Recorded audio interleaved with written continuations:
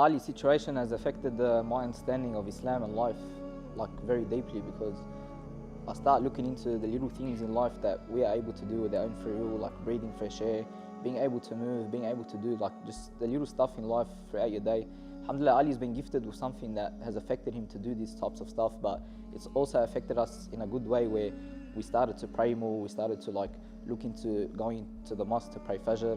We started looking into tahajjud prayers, making a lot of dua for everyone, making dua to stay healthy. It's inspired me in a way where I have more tawakkul in Allah. I start looking more into my Akhira and more into doing good for the people and educating people, which is why we're here today, alhamdulillah. And the advice that I'll give everyone out there, especially the youth, you look at Ali Farah's story, for example.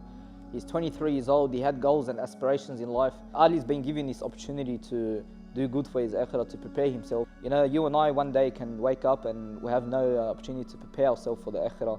It's inspired me in a way to do good and to have more tawakkul in Allah, no matter what situation you get put in. And inshallah, Ali wakes up from this and lives to tell his story. He wanted people to benefit from his experiences, because this was one of his wishes. Ask Allah to grant him full shifa, to allow us to be that of people that benefit from these videos. Ask Allah to give shifa to everyone out there that's sick or suffering. And assalamu alaikum wa rahmatullahi wa barakatuh.